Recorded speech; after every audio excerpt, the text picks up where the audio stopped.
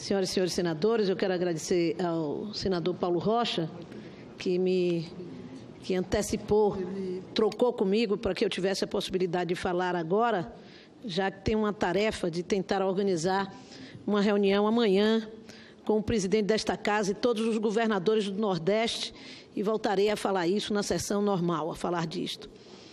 Mas, senhora presidente, senhores senadores e senhores convidados, essa sessão é uma sessão extremamente importante para a história do Senado e, especialmente, para a vida do trabalhador brasileiro, porque nós estamos realizando aqui a segunda sessão temática para discutir a reforma trabalhista.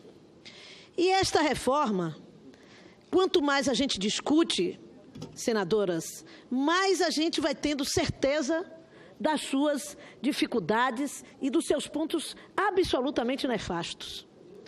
Primeiro, criou-se umas manobras diversionistas para tentar criar na opinião pública que os trabalhadores e os sindicatos estavam contra e faziam greve geral porque estavam tirando o imposto sindical. Um imposto sindical que nunca foi unanimidade no conjunto das centrais sindicais do Brasil. Na Constituinte de 88, eu já disse isso aqui, tanto o PT quanto a CUT se manifestaram, o PT, intensamente contra o imposto sindical à época. Esse sempre foi um debate no movimento sindical. Na Câmara dos Deputados tinha um projeto agora, discutindo uma legislação nova para financiamento das centrais sindicais. Portanto, é uma mentira deslavada, mas que se usou como manobra diversionista para não deixar que se revelasse, que se debatesse a revolta dos trabalhadores com esta proposta. A outra, também manobra diversionista, foi criar a ideia de que a Justiça do Trabalho está contra, porque atinge os seus interesses particulares. Ora, meu Deus do céu, como nós vamos agora transformar ou diminuir tanto a Justiça do Trabalho no Brasil, que tanta contribuição já deu à luta dos trabalhadores desse país, num mero interesse corporativo. Mas o pior de tudo é a falácia central, que é dizer que esta reforma vem para garantir o aumento de empregos no Brasil. Diversos oradores já vieram aqui a essa tribuna para desmistificar esta tese, mas eu me socorro justamente em dois oradores que tive a oportunidade de ouvir, que defendem a reforma trabalhista. O professor economista que esteve na comissão, na CAI-SCAI, na semana passada, que iniciou a sua frase, a sua exposição dizendo justamente isto: não é verdade, não é igualdade a reforma trabalhista gerar empregos no Brasil. Todos sabem que gera emprego são diversos fatores que, combinados, levam a economia ao seu crescimento e, portanto, à geração de emprego. Entra o ambiente de negócio, entra o juro sobre os créditos, os investimentos, as condições objetivas que o país tem para atrair novos investimentos estrangeiros. E eu acho muito difícil que um país com a crise política em que o nosso país está passando, isso possa ser motivo de atração de investimento internacional. Não conheço muito na história política do mundo momento em que um país em crise profunda, como vive o nosso país, não apenas econômica, mas crise política, isso possa gerar atração de investimento.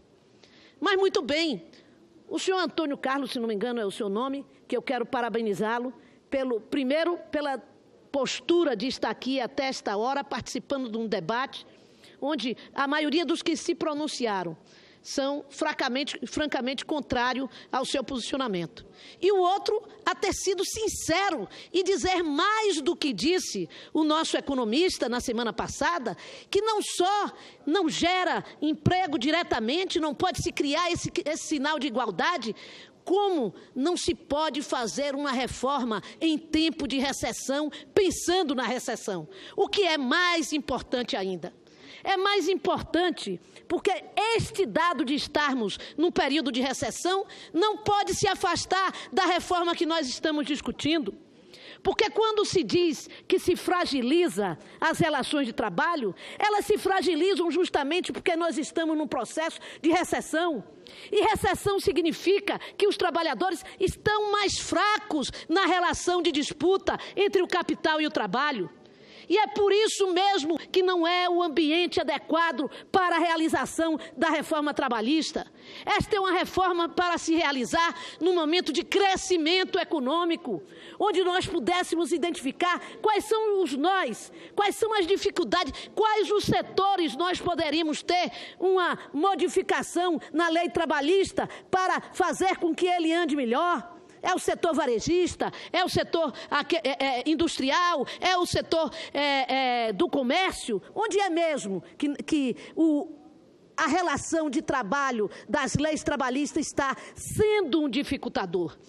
Nesse momento, nós não podemos fazer isto, porque neste momento, com 14 milhões de desempregados, a força do trabalho ela está diminuída. Nós não teremos capacidade de gerar uma reforma que garanta na negociação livre entre trabalho e capital, justamente o valor do trabalho ser reconhecido. E é por isso que nós não podemos permitir, nem concordar, que aqui se discuta a urgência dessa reforma. Eu vi, infelizmente, a senhora advogada trabalhista que aqui falou, e eu estava inscrita justamente para perguntar a ela qual é a urgência da reforma trabalhista que ela tanto defendeu aqui. Qual a causa da urgência?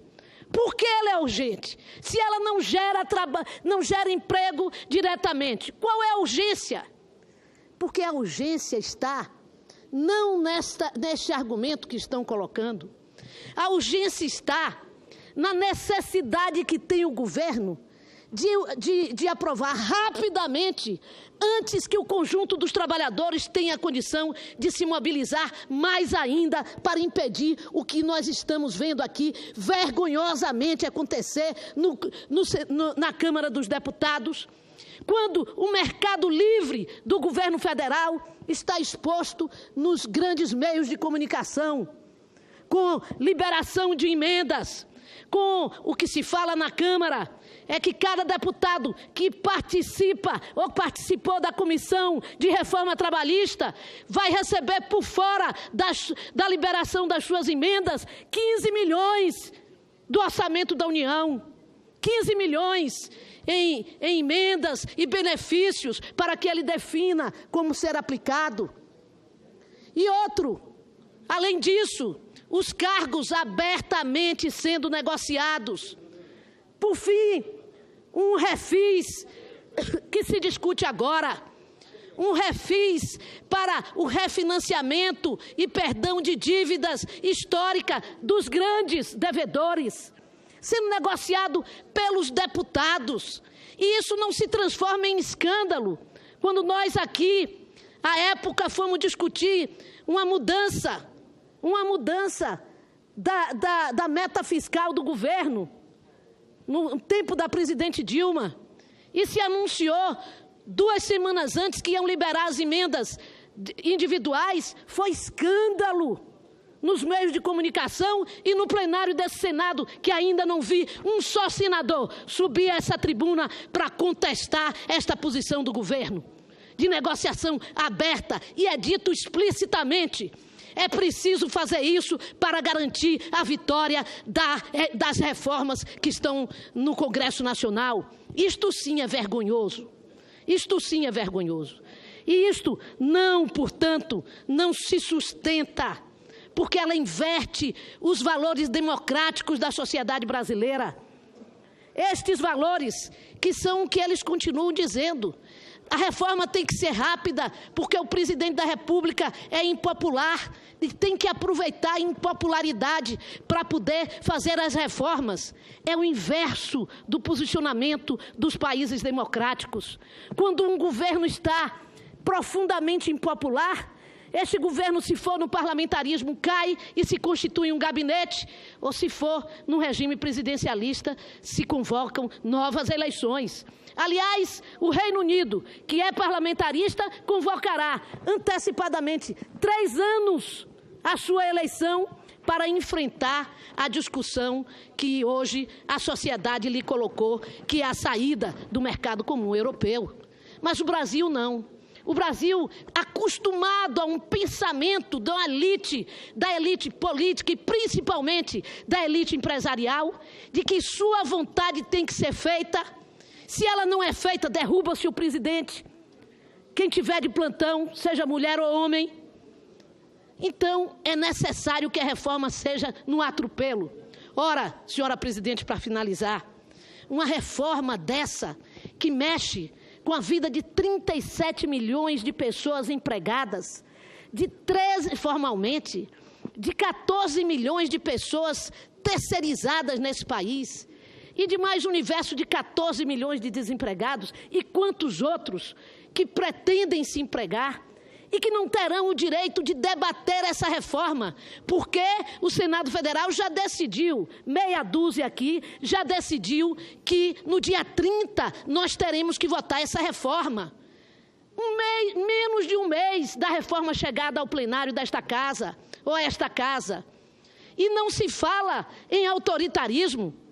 Ora, é absurdo que uma reforma que mexa tanto com a vida dos trabalhadores e da população brasileira possa ser aqui aprovada num golpe de mão para fazê-lo urgentemente, mesmo que não receba o carimbo da urgência, mas que o líder do governo no Senado anuncia, vai ter que ser tal dia e tal dia será, porque senão passaremos o rolo compressor da nossa maioria.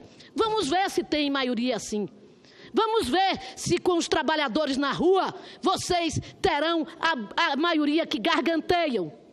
Vamos ver se não tiverem as emendas e os 15 milhões a liberarem fora das emendas parlamentares, se tem.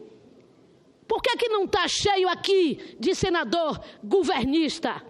Por que não tem a coragem de vir aqui para defender seus posicionamentos? É porque certamente sabem que estão votando envergonhado contra os interesses do povo trabalhador deste país. É por isso, senhora presidente, que eu volto a dizer, a democracia é o único caminho onde nós podemos construir referências de leis que possam caminhar para a construção da paz social. Este caminho será o caminho da radicalidade da luta em todos os segmentos da sociedade brasileira. Nós não estamos fazendo ameaças, nós estamos constatando o que estamos vendo na realidade do nosso país. Para finalizar, senadora, por constatando o que está sendo feito em cada cidade do interior desse país e nas grandes cidades brasileiras. Os trabalhadores não aceitarão esta reforma trabalhista que está sendo imposta por uma visão absolutamente liberal com os direitos dos trabalhadores e absolutamente forte.